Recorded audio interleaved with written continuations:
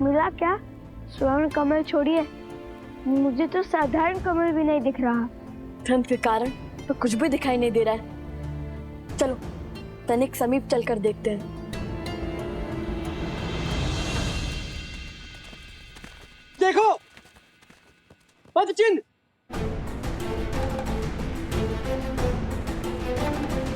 अरे अरे रुक जाइए, ये कोई छल है।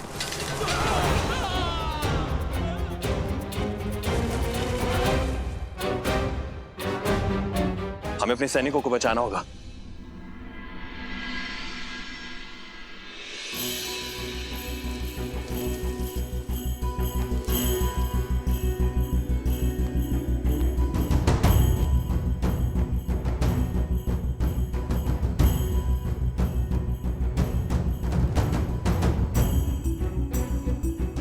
यहाँ भी नहीं है।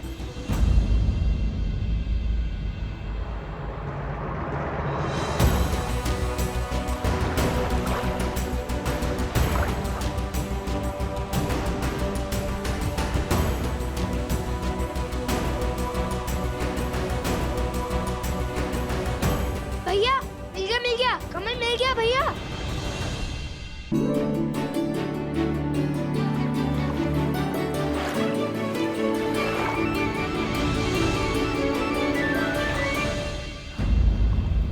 हाँ, कमल तो है किंतु स्वर्ण कमल नहीं। आज सोम हमारे साथ नहीं है, तब भी दुर्भाग्य हमारा पीछा ही नहीं छोड़ रहा। हाँ,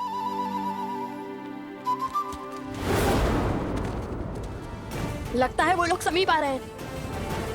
ना जाने कहाँ होगा ये स्वर्ण कमल।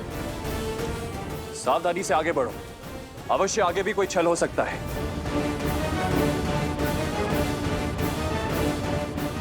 कुछ कहीं हम कुछ भूल तो नहीं रहे?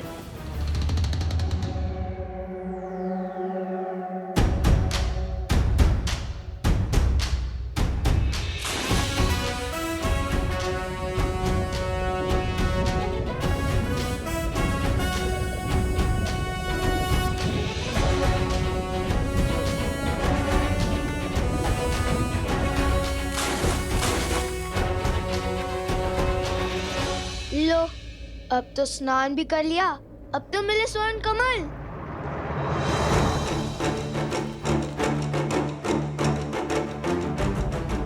भैया ये आने वाले हैं, चलिए पानी के भीतर छुप जाते हैं। ऐसे कब तक छुपेंगे कुश? और यदि वो भी जल में उतर गए तो? अब ये सोचो कि हम चूक कह रहे हैं। और यदि भगवान वाल्मीकि ने कहा है तो दिव्य स्वर्ण कमल भी तो यही होने चाहिए ना? किसी ने चुरा तो नहीं लिए? अरे कुश, स्वर्ण कमल कोई कैसे चुरा सकता है? उनके रक्षक तो स्वयं यक्षराज कुबेर हैं, कुबेर।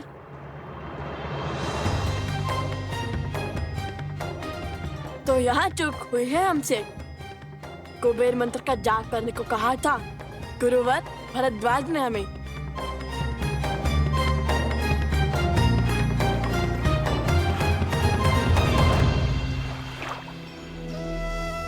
ओम श्रीं ह्रीं क्लीं श्रीं क्लीं विद्येश्वराय नमः।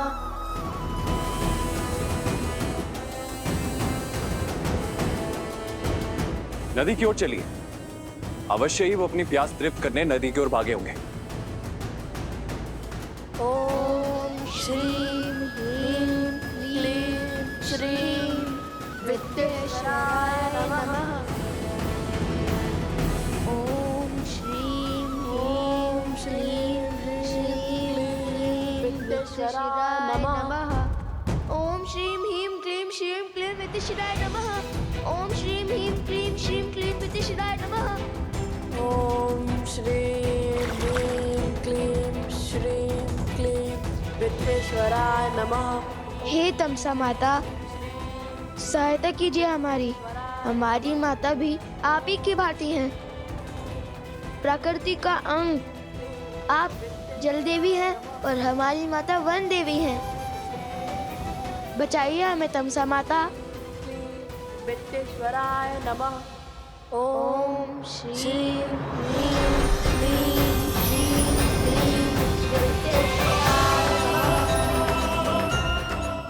आपके पुत्रों को हमारा आशीर्वाद प्राप्त करने के लिए नदी में स्वयं स्नान करना होगा और आपकी संतानों की सुरक्षा हमारा दायित्व है।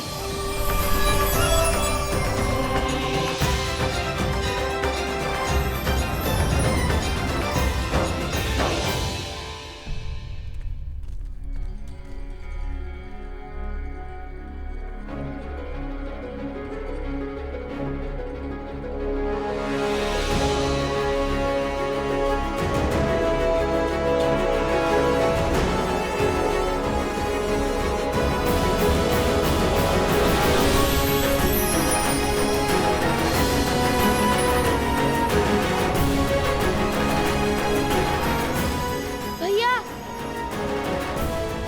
देखिए,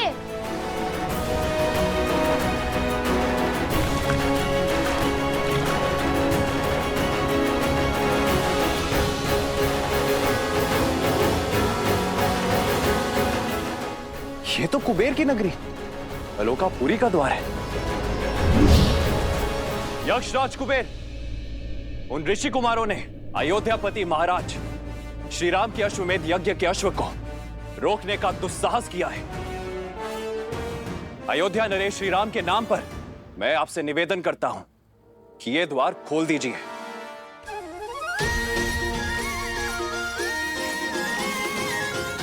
ये तो अवश्य ही यक्षराज कुबेर की नगरी आलोकपुरी लगती है। ठीक वैसा ही है ना, जैसा हमारे गुरुवर ने पढ़ाया था। भैया महल का द्वार खुल चुका है, चलो भीतर चलते हैं। यदि कोई मिला तो उनसे स्वर्ण का महल का पता पूछ लेंगे।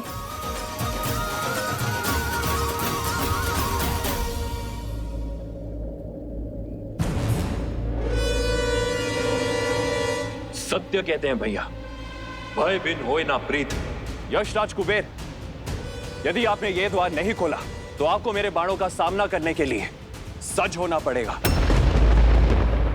और स्मरण रहे, इक्ष्वाकु वंशजों के बाण कभी भी खाली नहीं गए हैं।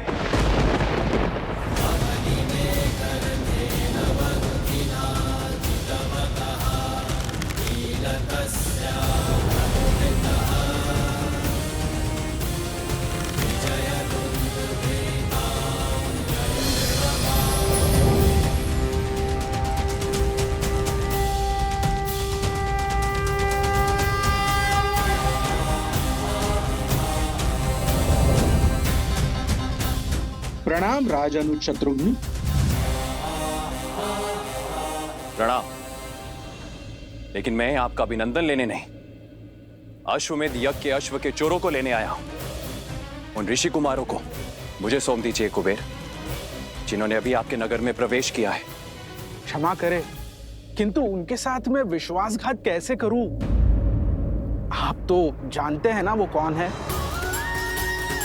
अब वो कोई साधारण बालक नहीं है, वो अनमोल रत्न है, केवल मेरे लिए नहीं अपितु समस्त संसार के लिए। सब जानता हूं मैं, जानता हूं कि उन्होंने अश्वमेध यज्ञ के अश्व को चुराकर कहीं तो छुपाया है। उस अश्व को खोजकर ये यज्ञ को पूर्ण करवाना कर्तव्य है मेरा। आप मुझे भीतर जाने दीजिए। आप तो बली है, कृपया मेरा निवेदन स्वीकार करें, हट ना कीजिए। आप शायद भूल रहे हैं यशराज कुबेर, जिसके अश्वमेध के मार्ग में आप बाधा डाल रहे हैं वो वही श्री राम है, जिनके अनेक उपकार हैं आप पर। उन्हीं के कारण संसार रावण जैसे महाराक्षस के प्रकोप से बचा, और आप भी। उन्हीं के कारण आपको आपका पुष्पक विमान पुनः प्राप्त हुआ। उस उपकार का, उस ऋण का ये मूल्य चुकाएंगे आप? अश्वमेध यज्ञ के अश्व के चोरों को बचाकर? ये श्री राम का अपमान भी है और उनका विद्रोह भी, और आपकी कृतज्ञता भी। सब स्मरण है मुझे, कृपया आप मेरी दुविधा समझने का प्रयास तो कीजिए। मैं धर्म संकट में फंस गया हूं, मैं उन बालकों को आपको लौटा नहीं सकता। वे कोई साधारण बालक नहीं है, वो किसी वनदेवी या किसी ऋषि के पुत्र नहीं है। हो सकता है, किंतु धर्म संकट मेरे समक्ष भी है यशराज कुबेर। अनुजराज, धर्म संकट के कारण तो व्यक्ति को अपना धर्म स्पष्ट रूप से दिखाई देता है। यदि इस परिस्थिति में आप आलोकपुरी में प्रवेश करेंगे तो अश्वमेध यज्ञ के नियमानुसार जैसे ही आप भीतर आएंगे तो यह माना जाएगा कि आप आलोकपुरी पर आक्रमण कर रहे हैं। कृपा करें, मेरी विडंबना समझने का प्रयास करें।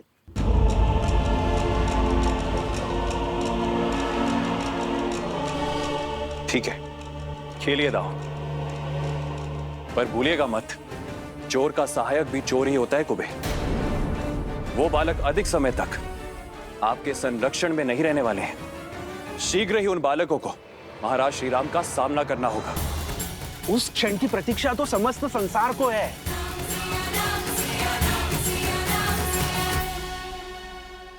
सहस्त्र मुख की माया यही जाने कैसे कैसे दांव खेलता है ये। मेरा मन तो कहता है कि अभी इस अश्व को मारकर अपने प्रतिशोध की धधकती ज्वाला को बुझा लूं।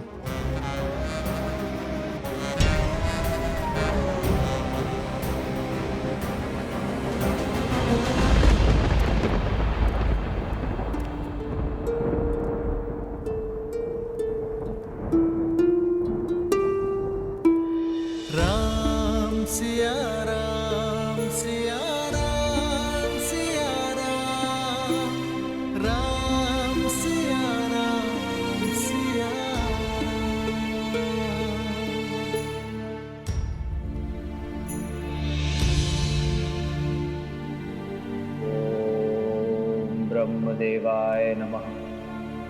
ओम ब्रह्मदेवाय नमः। हे ब्रह्मदेव, आप तो संसार के निर्माता हैं, जीवन दाता हैं। इस धरा पर हो रहे हर यज्ञ के कर्ता धर्ता है। मेरी आपसे विनती है ब्रह्मदेव, इस विकट परिस्थिति में मेरी सहायता कीजिए। ये राम सीता के सिवाय और किसी का नहीं हो सकता। ना मैं पुनर्विवाह कर सकता हूं और ना ही ये राज्य छोड़ सकता हूं। अश्वमेध यज्ञ की सफलता धर्म की रक्षा के लिए अति आवश्यक है। जो मूरत मेरी सीता की सूरत है, जो इस यज्ञ के लिए मंत्र नहीं पढ़ पाई, यदि देवता उससे रुष्ट है तो यह यज्ञ असफल हो जाएगा ब्रह्मदेव। धर्म हार जाएगा। मेरी सहायता कीजिए ब्रह्मदेव।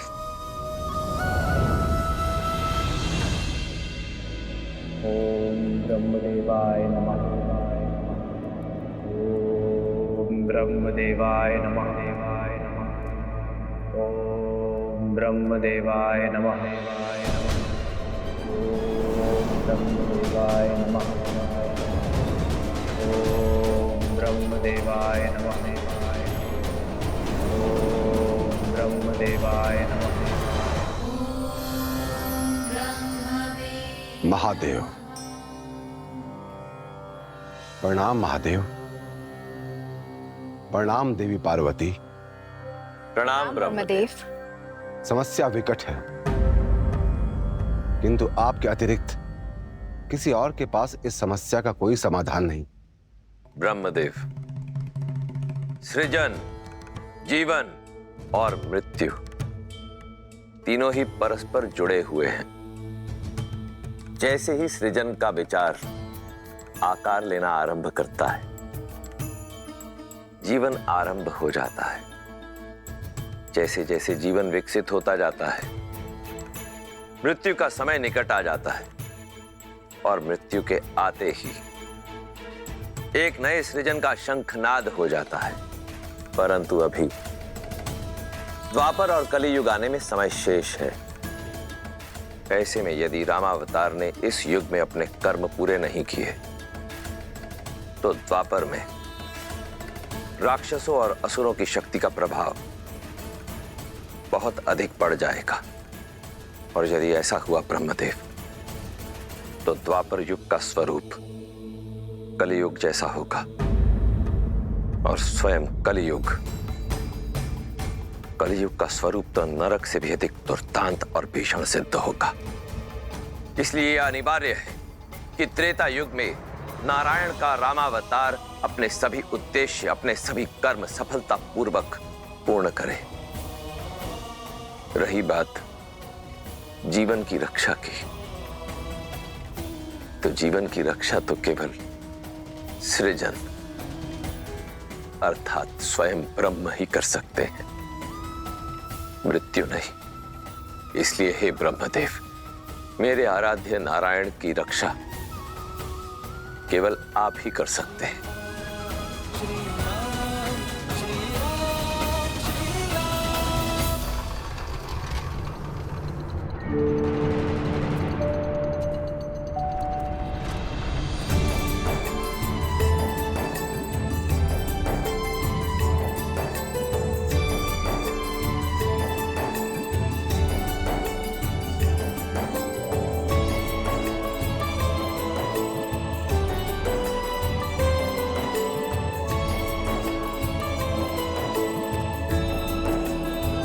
अद्भुत, ये महल तो पूरा स्वर्ण से बना है।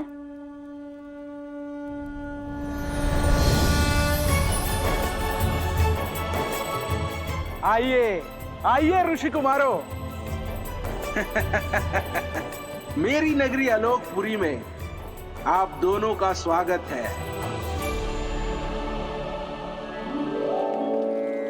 कहिए, किस प्रयोजन से आना हुआ? प्रणाम कुबेर देव।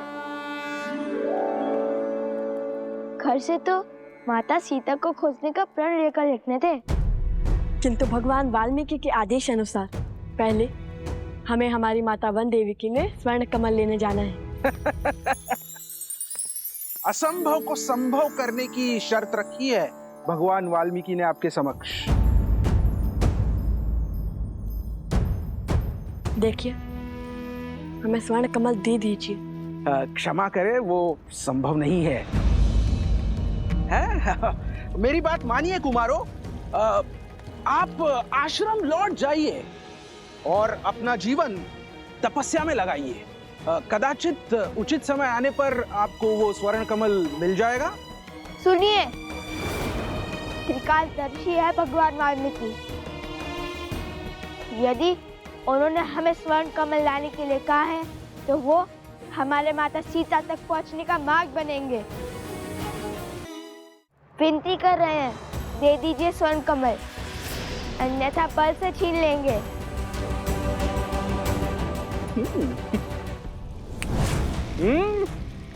अब आपने चुटकी नहीं बजाई, युद्ध का आह्वान किया है, तो हमें आप सबको हराकर स्वर्ण कमल पर आधिपत्य स्थापित करना होगा।